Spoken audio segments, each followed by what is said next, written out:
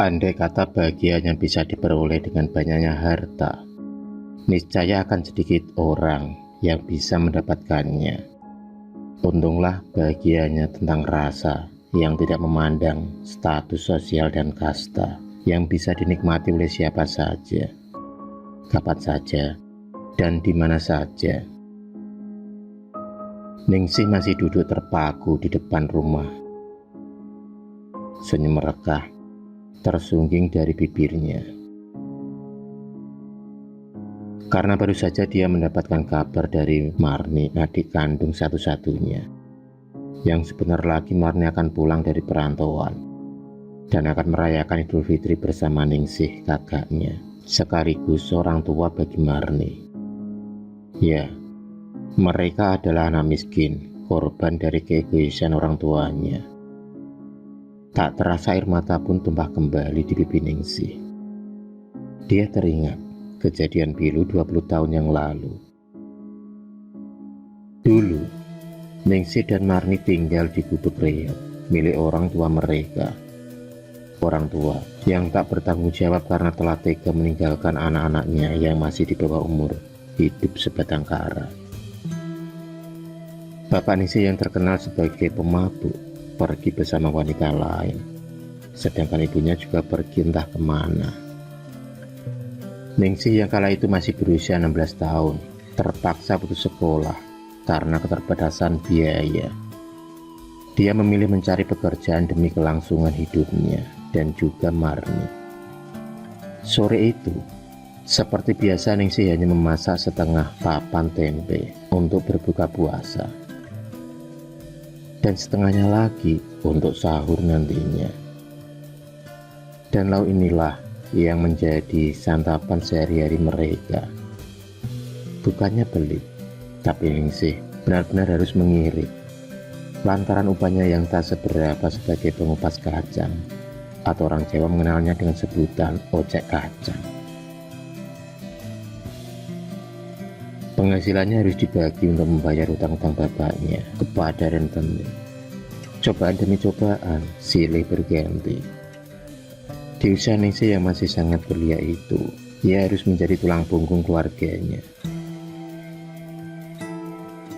Suatu sore, Ningsih sepulang dari ojek kacang bergegas pergi ke kali untuk mengambil air sekaligus mandi bersama Marni. Mereka berjalan beriringan. Tiba-tiba ada suara benda jatuh. Marni tertawa sumringah seakan tahu benda apa yang jatuh itu. Mereka pun mencari asal suara tersebut. Dan benar saja, Mbak, telemnya gede. suara lantang keluar dari mulut Marni. Betapa senang hatinya saat mendapatkan buah mangga, karena selama ini mereka memang tak kuat untuk membeli buah. Marni segera menyimpan buah mangga itu ke dalam ember. Lalu mereka pun melanjutkan perjalanannya ke kali. Di sepanjang perjalanan, Marni berceloteh kalau dia sudah tak sabar lagi akan berbuka puasa dengan mangga yang didapatkannya. Matahari sudah condong ke barat, hari sudah mulai petang. Selesai mandi mereka pun bergegas pulang. Tak lupa embernya diisi dengan air guna mencuci piring nantinya. Jalan menanjak dan licin harus mereka lalui, karena di sungai itu terhimpit oleh bukit-bukit dan persawahan. Baru saja separuh perjalanan, ember yang dibawa Ningsih tiba-tiba ditendang oleh kawanan anak-anak kecil yang nakal. Memang mereka sangat membenci keberadaan Ningsih dan Marni itu, karena mereka orang miskin yang dengan mudah untuk diinjak-injak. Ember satu-satunya kini sudah pecah, tak ada lagi alat untuk mengambil air. Ningsih menangis sejadi-jadinya. Dia sudah tak tahan lagi untuk melaporkan semua kejadian itu kepada Pak RT. Tapi apa mungkin para warga mau mempercayai rakyat kecil seperti mereka? Lagi-lagi hanya senyuman polos Marnilah yang membuat Ningsih kuat menghadapi segala cobaan. Dengan tubuh gontai, akhirnya mereka sampai juga di pintu rumah. Marni berlari ke dapur untuk meletakkan mangga temuannya. Lalu membantu kakaknya menyiapkan menu buka puasa, yaitu tempe goreng bersama nasi. Mar, hari ini Mbak gak nguseng sayur ya. Duitnya tak cukup. Gak apa-apa Mbak. Suara Anjan pun berkumandang. Meski hanya lauk seadanya, tapi mereka begitu menikmatinya. Setelah selesai berbuka puasa, mereka pun menjalankan sholat maghrib bersama. Baru saja mengucapkan salam di rakaat terakhir, Marni terburu-buru berlari ke dapur. Rupanya dia sudah tak sabar lagi untuk menyantap buah mangga itu. Tapi Marni tiba-tiba menangis sesenggukan. Kini mangga itu tinggal separuh akibat ada tikus yang memakannya. Dengan terpaksa Marni membuangnya. Ningsih tak kuasa melihat kesedihan adiknya. Dia pun mengelus rambut Marni. Ningsih berjanji akan membelikan buah untuknya esok pagi. Malam telah larut. Mereka tertidur ditemani suara-suara jangkrik dan suara-suara binatang malam.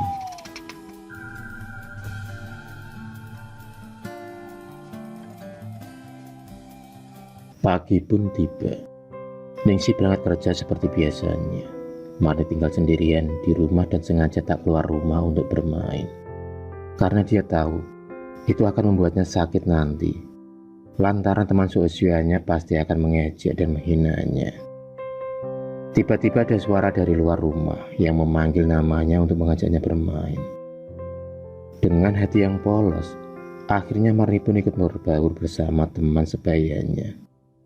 Dari situlah Marni baru tahu kalau teman-temannya hanya ingin memamerkan baju lebaran mereka. Mereka tahu kalau Marni tak akan mampu membeli baju baru untuk lebaran. Layaknya gadis kecil, Marni hanya menunduk. Karena lagi-lagi dia dihina dan diejek. Akhirnya dia pun berlari untuk pulang. Di sisi lain, Ningsih sangat gembira karena hari ini dia mendapatkan upah yang lebih dari juragan kacang tempatnya bekerja. Tak hanya itu, dia juga mendapatkan pesanan atau bingkisan THR berupa biskuit kaleng dan juga sembako. Ningsih adalah anak rajin dan ulet. Tak jarang, banyak ibu-ibu temannya bekerja sangat simpati kepadanya. Hari itu benar-benar hari paling beruntung bagi Ningsih. Lantaran Kuparti memberinya satu kresek buah mangga. Mata Ningsih berbinar-binar, lantaran janjinya kepada dirinya sebentar lagi akan ditepatinya, yaitu memberikan mangga untuk Marni. Dengan mengendarai sepeda bututnya, Ningsih sudah tak sabar ingin bertemu dengan adiknya. Sesampainya di rumah, Ningsih mendapati Marni menangis di atas kursi. Marni tak ingin menceritakan keinginannya untuk membeli baju baru, karena dia tahu akan kondisi keuangan kakaknya itu. Tapi Ningsih tak hanya diam begitu saja. Dia memangku adiknya lalu berbicara dari hati ke hati. Dari situlah Ningsih tahu akan keinginan adiknya yang sudah bertahun-tahun tak pernah membeli baju baru. Dengan lembut Ningsih berjanji akan membelikan baju baru besok pagi, karena hari ini Ningsih mendapatkan upah lebih. Hari itu benar-benar hari spesial untuk Ningsih, karena sore itu dia memasak telur dadar yang dia dapatkan dari persenan tadi. Setelah itu Marni menyantap mangga pemberian dari Buparti. Pagi pun tiba. Marni sudah siap berangkat ke pasar bersama kakaknya dengan berboncengan sepeda butut mereka.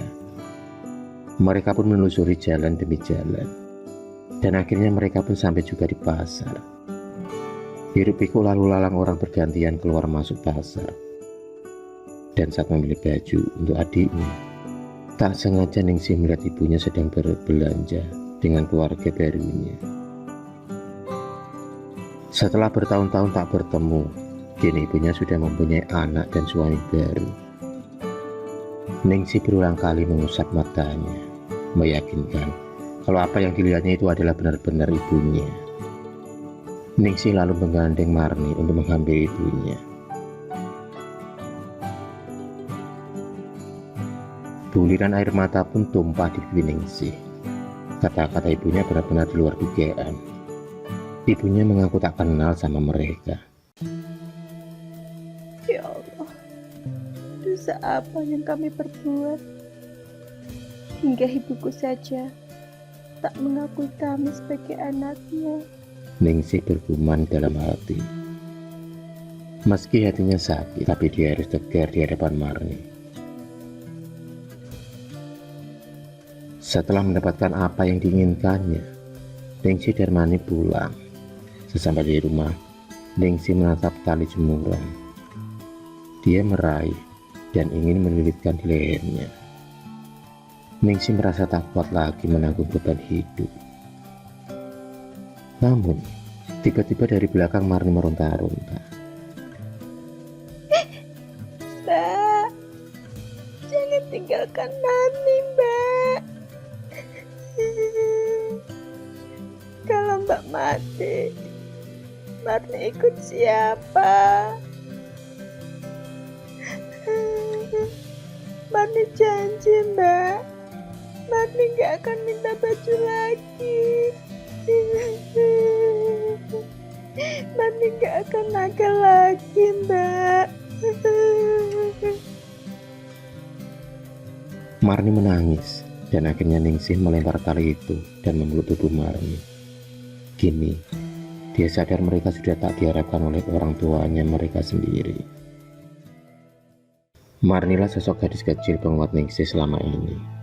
Kini, setelah 10 tahun berlalu, Ningsih dipersunting oleh anak dari juragan kacang. Kegigihan dan keuletan yang membuat keluarga bosnya itu menerimanya sebagai seorang menantu. Mereka tak memandang kasta. Sedangkan Marni telah sukses menjadi TKW Hongkong. Hingga hidup susah membuatnya menjadi orang yang mandiri. Kini, Marni sudah berhasil membangun rumah megah dan mempunyai beberapa ruko di pasar. Roda pasti berputar. Ningsih dan Marni kini hidup bahagia dengan keluarganya masing-masing. Pengalaman pada masa kecil membuatnya tegar dalam menghadapi segala ujian. Di malam takbir itu, Ningsih dan Marni saling berpelukan, melupakan segala masa lalu dan menatap masa depan.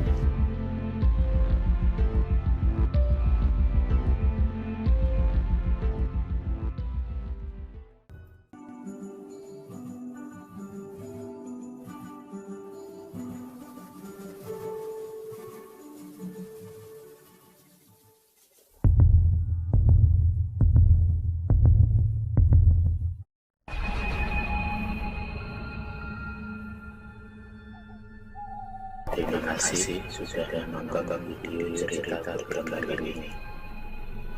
Klik subscribe untuk terus mendapatkan video cerita tergambar selanjutnya.